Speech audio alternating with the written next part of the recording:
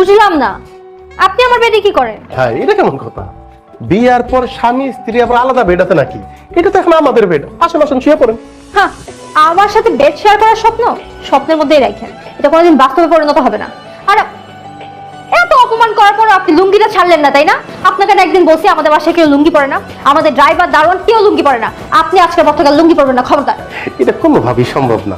স্বামী স্ত্রী হয়েছি তাতে কি, মিনিমাম লজ্জাবোধ তো থাকা উচিত। ওইটা বলিনি মানে ছোট প্যান্ট পরতে আমার লজ্জা লাগে। আমাদের বাসায় থাকতে হলে ফিটফাট হয়ে চলতে হবে, ঘুমানোর আগেও ফিটফাট হয়ে থাকতে হবে, ঘুমে থেকে ওঠাও ফিটফাট হয়ে থাকতে হবে, সারাদিন ফিটফাট হয়ে থাকতে হবে। বউ আবদার করছে ফিটফাট। ফিটফাট কারে বলে আমি দেখাইতেছি। এ সুখের নেই কোনো সীমা।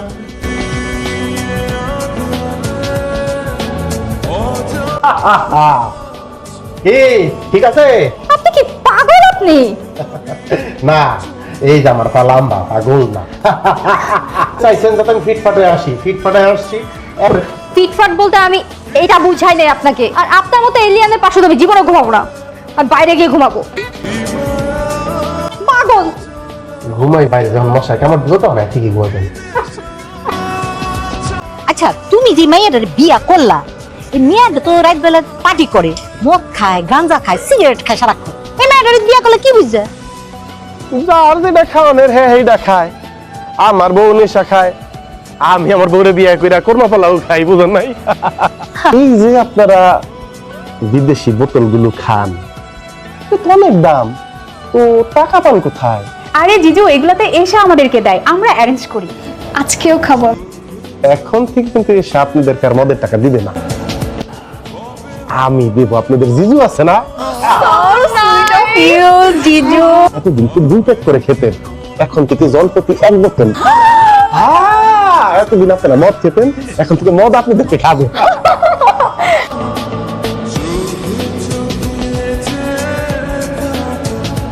তোমার সব সম্পত্তি তুমি আমার নামে করে দিচ্ছ বাবা। আই লাভ ইউ বাবা, I love you, thank you. বাবা তুমি তো এখানে ভুল লিখছো, তো আমার নাম লিখো নাই, তুমি রাশেদের নাম কেন লিখছো এখানে? যে নাম লেখা দরকার সেই নামই লিখেছি। কি করেছো তুমি? একটা মাত্র সন্তান, তাকে বঞ্চিত করে এই ফকিন্নির বাচ্চাকে তুমি সব লিখে দিছো। আম্মা, আব্বা এই দলিলে যখন সিগনেচার করছে, তারপর থেকে কিন্তু আমি আর ফকিন্নির বাচ্চা না, ফকিন্নির বাচ্চা এখানে অন্য লোকজন।